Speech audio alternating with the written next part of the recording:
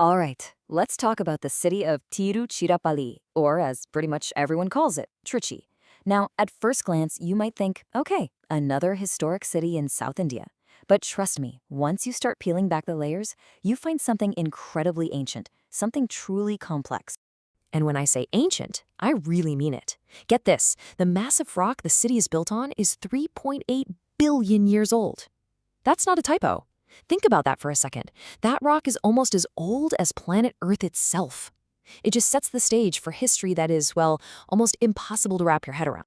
So that's the big question we're tackling today, isn't it? How does a living, breathing, modern city build its entire identity on a foundation that predates almost all life on this planet? Well, that's exactly what we're about to explore. We're going to do this by looking at 5 key layers. First up, we'll check out the city's physical foundation, the rock and the river. Then we'll dive into its role as a spiritual capital, uncover an incredible ancient engineering marvel, look at some other echoes of its history, and finally, see how it all comes together today as a living, breathing heritage.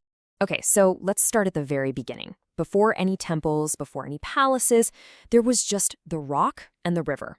I mean, these two natural features are the literal bedrock of everything that makes Trichy, well, Trichy. I mean, this picture says it all, doesn't it?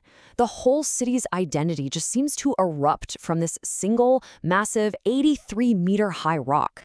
It's so much more than a geological feature. It's a sacred space.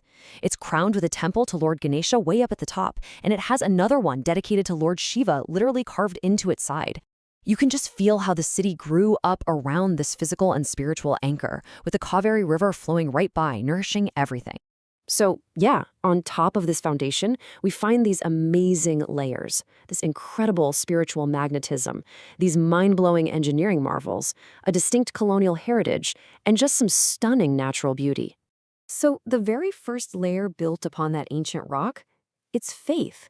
You see, Trichy isn't just a historic city. For millions of people, it's a deeply spiritual place that pulls in devotees from all over the world.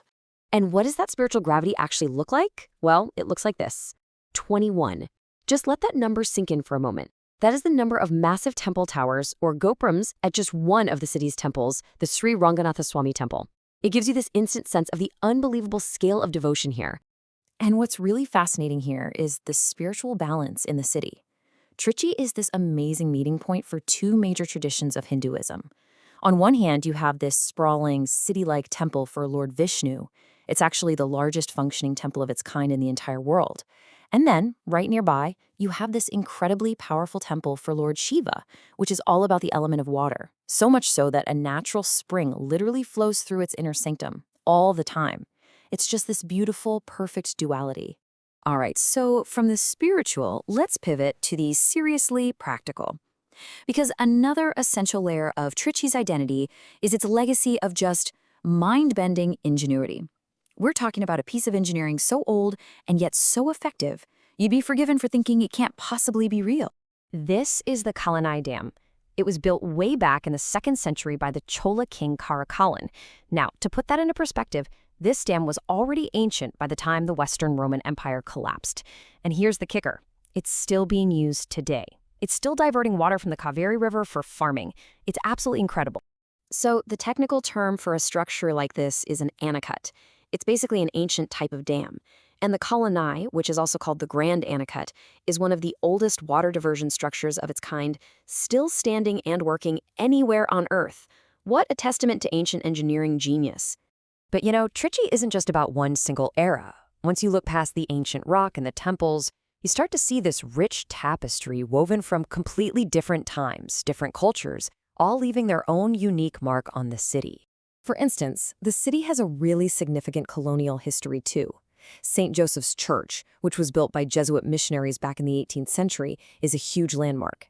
It's actually one of the oldest churches in all of India. It's this totally different architectural and cultural layer sitting right alongside the ancient temples. And this identity keeps growing way beyond just buildings.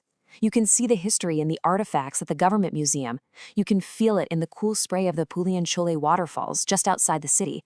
Or you can experience it with your family, having a picnic at Mukambu Dam. Every single spot adds another unique facet to Trichy's character. So how do we tie all of this together?